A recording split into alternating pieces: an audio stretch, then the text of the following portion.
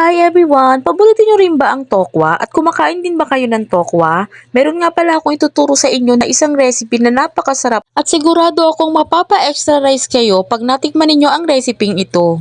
At ito na nga, ipapakita ko na sa inyo kung paano gawin ang reseping ito. At ang una ko ang ginawa ay hiniwa ko ang tokwa into bite size. At ito naman ay depende na lang sa inyo kung anong hiwa ang gusto nyong gawin. Pero para sa recipe na to, itong hiwa na to ang mas babagay. Pagkatapos kong ang hiwain ng tokwa ay nagsalang na ako ng kawali at naglagay na ako ng mantika para painitin ito. At nung mainit na nga ang mantika ay sinimulan ko ng prituhin ang mga tokwa. At habang niluluto ko ang mga tokwa, sinimulan ko ng balatan yung mga ingredients na gagamitin ko sa reseping ito. Sinimulan kong balatan ng carrots at sinunod ko naman ang patatas. At pagkatapos ko sa patatas, sinunod ko na rin ng bell pepper. At pagkatapos nga, agad ko namang hinugasan ito para naman malinis kapag inihain ito. At nung nahugasan ko na, sinimulan ko na rin tong hiwain.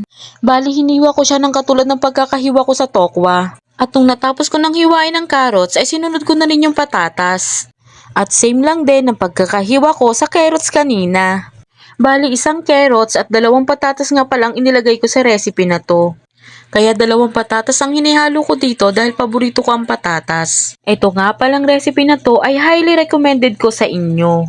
Dahil bukod sa masarap na, ay makakamura ka pa. Ito ang recipe na swak sa budget nyo at ma-enjoy pa ng buong pamilya. At pagkatapos kong hiwain ng mga gulay at chinek ko naman ang niluluto kong tokwa. At binalibaligtad ko nga lang ang mga tokwa at malapit na itong maluto. At habang hinihintay ko maluto ang mga tokwa, naghiwa na rin ako ng sibuyas at bawang. Bali, inuna ko nang hiwain ng sibuyas at isinunod ko naman ng bawang. At nung natapos na ako maghiwa, ay sinet aside ko muna. At sinimulan ko lang hanguin ang mga nalutong tokwa at pagkatapos naman ay sinunod ko na ang second batch. At nung naluto na nga ang second batch ng mga tokwa, sinimulan ko na ring prituhin ang patatas at carrots. Pinirito ko na rin ito para mabilis na ring maluto kapag naggisa ako. At nung naluto na nga ang patatas at carrots, sinimulan ko nang magisa ng bawang at sibuyas. Habang ginigisa ko nga ito, naaamoy ko kung gaano kabango ang aroma niya. At nung okay na nga, inilagay ko na ang tokwa. Bali, nilagyan ko na rin siya ng oyster sauce, ng paminta, at mga iba pang pampalasa.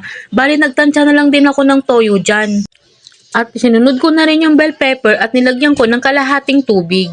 Kalahating basong tubig. At pagkatapos nga, syempre, isinunod ko na rin yung patatas at carrots para pag kumulo ay sama-sama na sila dyan at sabay-sabay ng maluluto. Pagkatapos nga, after 15 minutes, ito na ang finished product. Thank you for watching!